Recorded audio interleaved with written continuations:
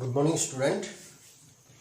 आज हम अर्थशास्त्र का सेकंड चैप्टर 9th क्लास में संसाधन के रूप में लोग, उसमें आर्थिक जो गतिविधियां होती है उसकी हम चर्चा करेंगे। आर्थिक जो गतिविधियां हैं उसके कितने प्रकार है उसके बारे में हम चर्चा करेंगे। कल पिछली वीडियो में हमने जो किसके बारे में जो आर्थिक गतिविधियों का जो वर्गीकरण किया था, प्राथमिक क्षेत्र, द्वितीय क्षेत्र और तृतीय क्षेत्र, कृषि, विनिर्माण और सेवाएं, उसके बारे में हमने चर्चा की थी।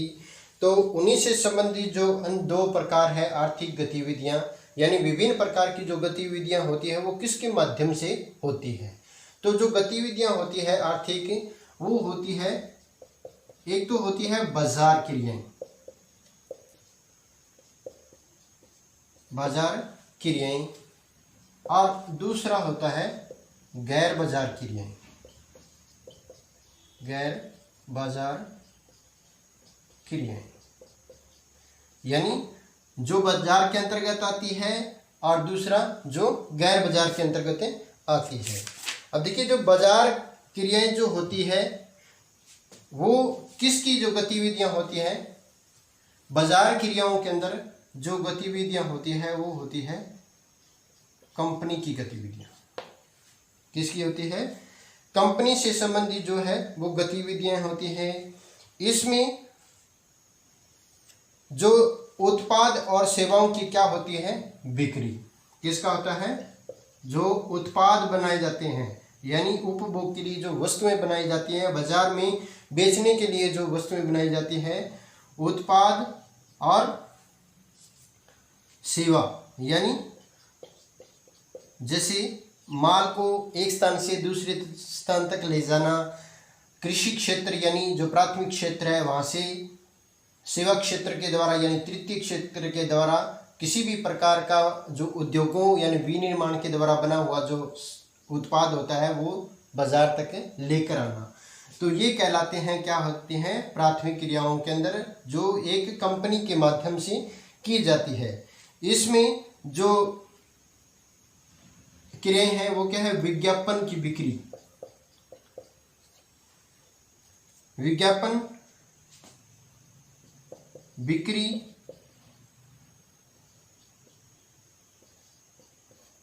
और जो लोगों को जो विभिन्न प्रकार के जो है उत्पाद प्रदान करना, यानी उत्पाद या वस्तुएं भी इसको हम बोलते हैं। ठीक है, वस्तुएं किन तक पहुंचाना? लोगों तक पहुंचाना, यानी जिसमें खरीद और विक्रय दोनों प्रकार की क्रियाएं होती है। बाजार के अंतर्गत जो क्रियाएं होती है, तो ये क्रियाएं क्या कहलाती है? कि कंपनी के द्वारा उत्पाद और सेवा के माध्यम से किसी भी प्रकार के विज्ञापन, बिक्री और उत्पाद की जो खरीद और यानी क्रय और विक्रय होता है, तो ये कहलाते हैं बाजार क्रियाएं। दूसरा है इसमें गैर बाजार क्रियाएं। और जो आर्थिक गतिविधियों के अंदर जो बाजार क्रियाएं हैं, इसमें सेवाओं और वस्तुओं का जो क्या होता है? उत्पादन होता है। दूसरा आता है इसमें गैर बाजार क्रियाएं।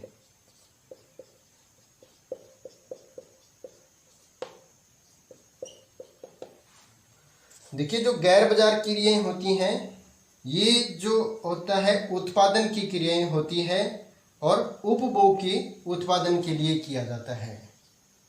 उपभोग का उत्पादन,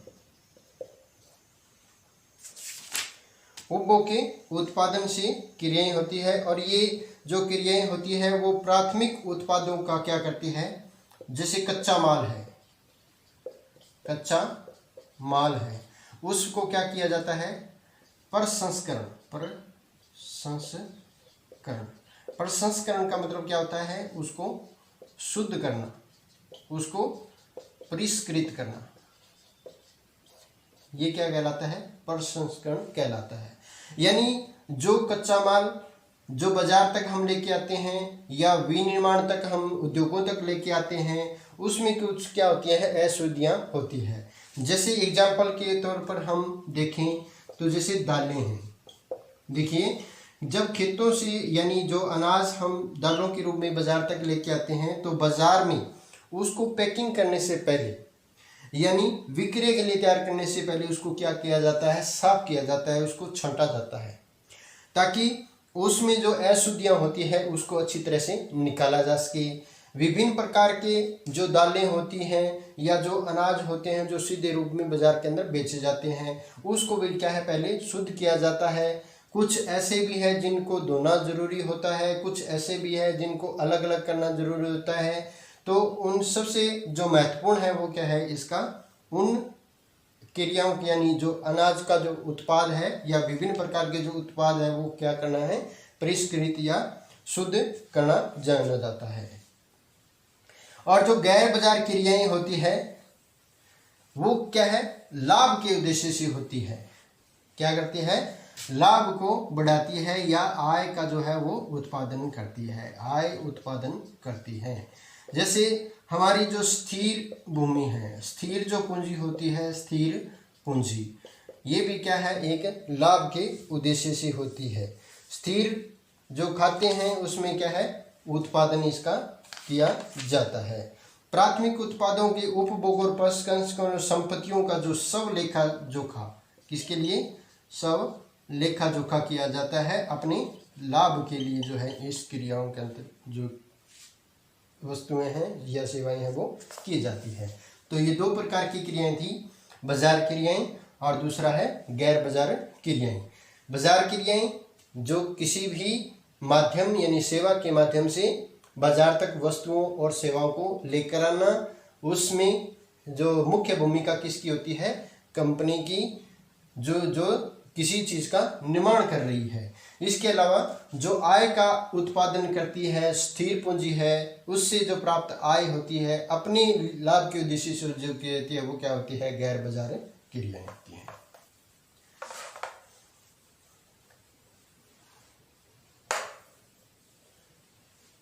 तो अब हम इसके बाद में जो बाजार क्रियाएं और गैर बाजार क्रियाओं के बाद में हम चलते हैं कि किसी भी आर्थिक गतिविधियों के लिए सबसे महत्वपूर्ण जो कारक है वो क्या है, जनसंख्या है।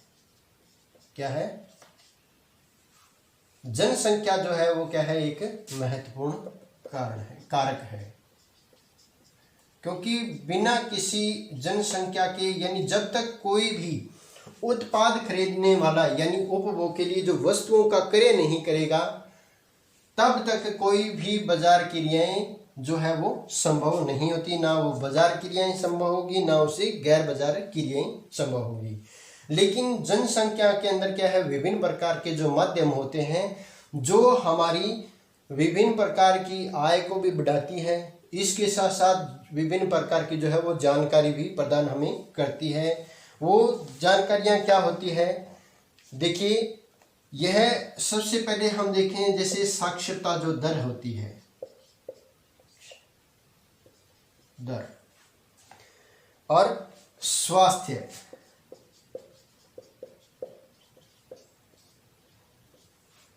ये इस पर निर्भर करती है। और जनसंख्या की क्या कहलाती है, ये गुणवत्ता पर निर्भर करती है। किस पर निर्भर करती है, गुणवत्ता पर निर्भर करती है। अब सबसे पहला जो है वो है हमारा शिक्षा। शिक्षा किस क्षेत्र के अंदर आती है, तृतीय क्षेत्र के अंदर। किस क्षेत्र में आती है, तृतीय क्षेत्र में। क्यों आती है तृतीय क्षेत्र में, क्योंकि शिक्षा से हमें विभिन्न प्रकार की क्या प्राप्ति होती है, सेवाएं प्राप्त होती है या जानकारियां जो है हमें प्राप्त होती है। ज्ञान, कौशल, तकनीक का जो माध्यम क्या है वो है शिक्षा है। तो शिक्षा सकल समाज यानी पूरे समाज के अंदर, पूर्ण समाज को क्या है, जागृत करती है या उसमें ज्ञान का संचार करती है। ये किसको सुधारती है, राष्ट्रीय अर्थव्यवस्था। राष्ट्रीय अर्थव्यवस्था को सुधारने का काम कौन करती है, वो किसके द्वारा होता है, शिक्षा के माध्यम से। हमारी पारंपरिक जो सांस्कृतिक गतिविधियां होती है, सांस्कृतिक गतिविधियों को बढ़ावा, सांस्कृतिक गतिविधियों को बढ़ावा कौन देता है? वो किसके द्वारा होता है? शिक्षा के माध्यम से होता है। और जो शासन की कार्य कुशलता होती है, शासन की कार्य प्रणाली होती है, उसको कौन बढ़ाता है? वो भी क्या बढ़ाती है? शिक्षा बढ़ाती है। तो शिक्षा जो है हमारे लिए एक किसका काम करती है? सेवाओं का काम करती है, जो हमारी विभिन्न प्रकार की गतिविधियों को क्या है? पूर्ण करती है या उसमें वृद्धि करती है। तो ये समाज के अंदर महत्वपूर्ण योगदान देती है। उसके बाद में आता है स्वास्थ्य।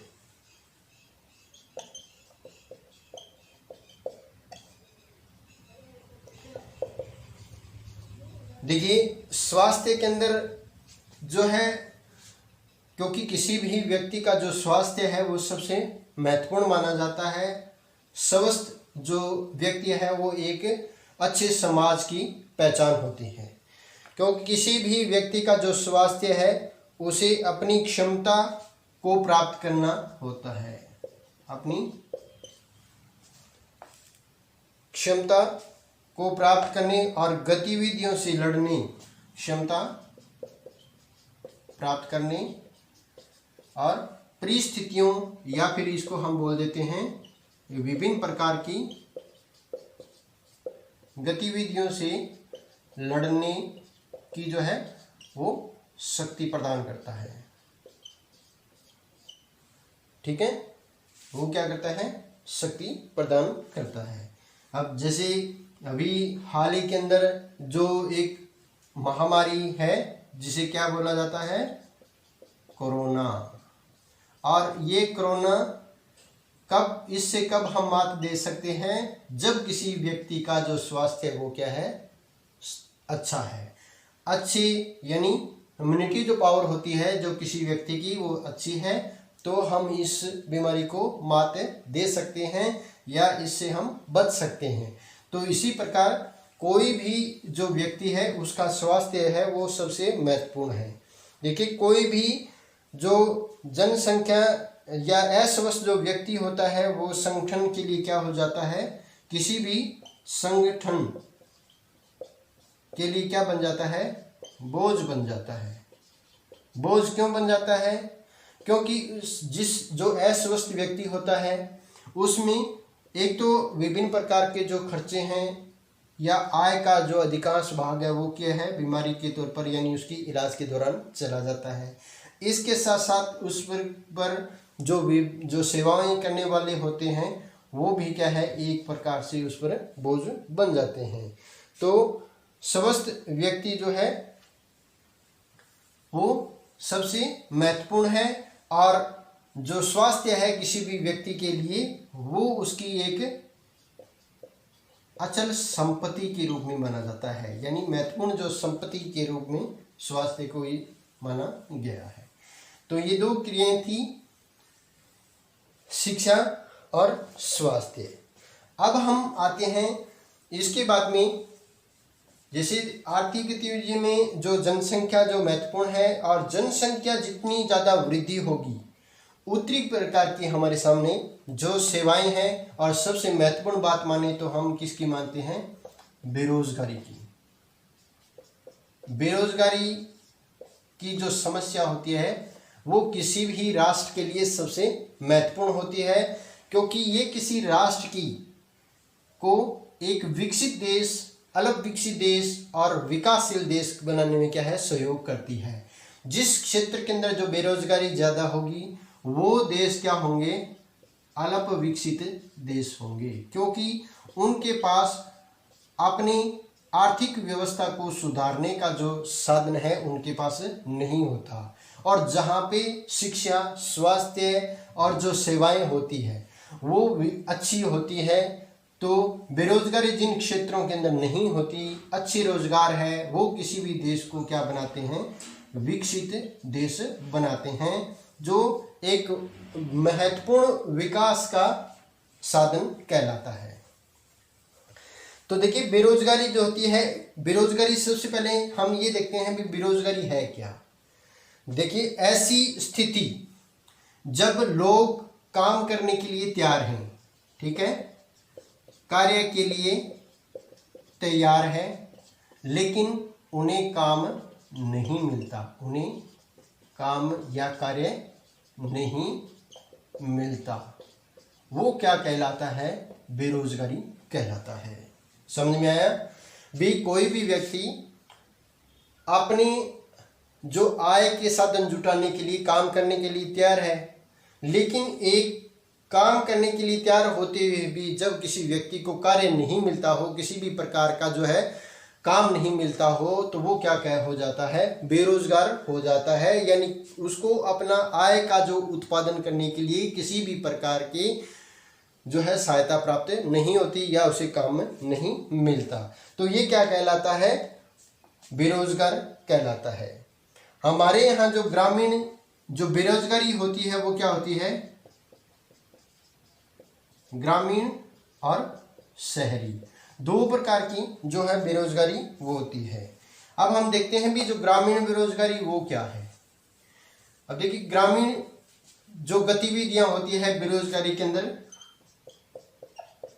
ये तो स्पष्ट है कि नाम से पता चलता है, ग्रामीण जो बेरोजगारी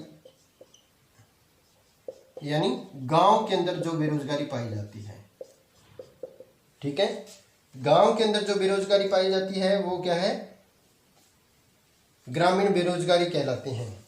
और ये जो बेरोजगारी होती है वो कितनी प्रकार की होती है, दो प्रकार की होती है। कौन सी?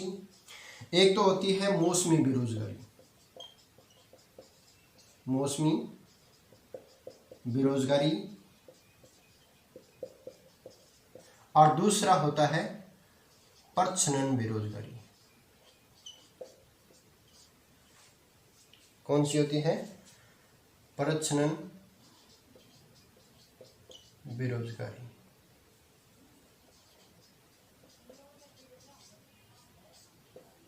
ठीक है, या इसको हम दो तीन नामों अन्य से नामों से भी जानते हैं, वो हम आगे जिक्र करेंगे कौन सा है। एक तो हम इसको खुली बेरोजगारी भी कह सकते हैं और इसको जो है अदृश्य बेरोजगारी भी कह सकते हैं। तो देखिए मौसमी जो बेरोजगारी है वो क्या है, मौसमी बेरोजगारी क्या है, जब लोग कुछ महीनों तक, यानी कृषि, और ये बेरोजगारी किस क्षेत्र में आती है, कृषि क्षेत्र के अंदर सबसे ज्यादा आती है। कुछ लोग कुछ महीनों तक, कुछ महीने, वर्ष भर में जो है काम मिलता है, तो ये क्या कहलाता है, मौसमी बेरोजगारी कहते हैं। अब जैसे जो कृषि का जब हम उत्पादन करते हैं, तो जब हम फसलें बोते हैं, फसलों को हम लगाते हैं, तब हमें काम मिलता है, या फिर जब फसलों के समय जब हम उसको काटते हैं तब काम मिलता है। अब जब हम फसलें लगाते हैं उसमें अब जो ज़्यादा बेरोजगारी क्यों आ गई है, क्योंकि अधिकतर जो कृषि क्रियाएं हैं वो किसके माध्यम से होने लगी है, वो तकनीक के माध्यम से। यानी उसके लिए हमें किसके, एग्रीकल्चर से यानी कृषि से संबंधित जो उपकरण है, विभिन्न प्रकार के हम उपकरण जैसे ट्रैक्टर है और अन्य प्रकार के जो साधन है, कंबाइन है, उसका हम प्रयोग करने लगे हैं। तो मजदूरों की जो संख्या है इसमें क्या हो गई है, मेहनत जो है वो कम हो गई है। उसकी आवश्यकता कम होने से क्या है, मजदूरों के अंदर बेरोजगारी की जो समस्या वो ज़्यादा हो रही है। उसके बाद में जो प्रच्छन्न बेरोजगारी है, दूसरी क्या थी, प्रच्छन्न बेरोजगारी। अब प्रच्छन्न बेरोजगारी ये एक ऐसी बेरोजगारी है जिसमें किसी कार्य के अंदर, किसी कार्य में अनेक सदस्य जो है लगे होते हैं, अनेक सदस्य लगे होते हैं, लेकिन वहां पे काम क्या होता है, काम जो होता है वो कम सदस्यों का होता है। किसका होता है, कम सदस्य जो है काम पर उसकी आवश्यकता होती है। यानी जब किसी क्षेत्र के अंदर 8 से 10 सदस्य जो है काम के लिए लगे होते हैं, लेकिन उन क्षेत्र के अंदर जो है उसको उतने व्यक्तियों की आवश्यकता नहीं होती। क्या है, उस पर उतने व्यक्ति की आवश्यकता नहीं होती। जिस क्षेत्र के अंदर जैसे 8 सदस्य लगे होते हैं, यदि वहीं पर 5 सदस्य काम करते हैं तो वो काम हमारा क्या हो जाता है, पूर्ण हो जाता है।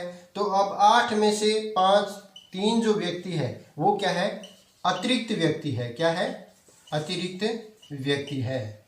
ठीक है। अब जब कोई भी कार्य के लिए जो व्यक्तियों की संख्या अधिक होगी और काम जब कम होगा तो वहां पे असर जो किस पर पड़ता है, वहां पे असर पड़ता है किस पर, मजदूरी पर। मजदूरी पर कैसे पड़ता है, क्योंकि जहां पे 8 काम करने वाले व्यक्ति है और 5 काम करने वाली व्यक्तियों की आवश्यकता है, तो उसकी मजदूरी जो है वो क्या हो जाएगी, कम हो जाएगी। यानी वो कम मजदूरी पर भी काम करना पसंद करते हैं, क्योंकि बेरोजगारी की समस्या एक ऐसी समस्या है जो किसी भी व्यक्ति को जो कम पैसे के लिए भी क्या है, काम करने पर मजबूर कर देती है। यदि वो कार्य नहीं करता तो उसे कुछ भी प्राप्त जो है वो नहीं होता। इसलिए जो अतिरिक्त जो लोग होते हैं वो क्या कहलाते हैं, प्रच्छन्न बेरोजगारी के अंतर्गत आते हैं या प्रच्छन्न बेरोजगारी कहलाते हैं। अब हम आते हैं, ये तो थी ग्रामीण जो समस्या थी, ग्रामीण बेरोजगारी थी। अब हम आते हैं शहरी बेरोजगारी में। शहरी बेरोजगारी में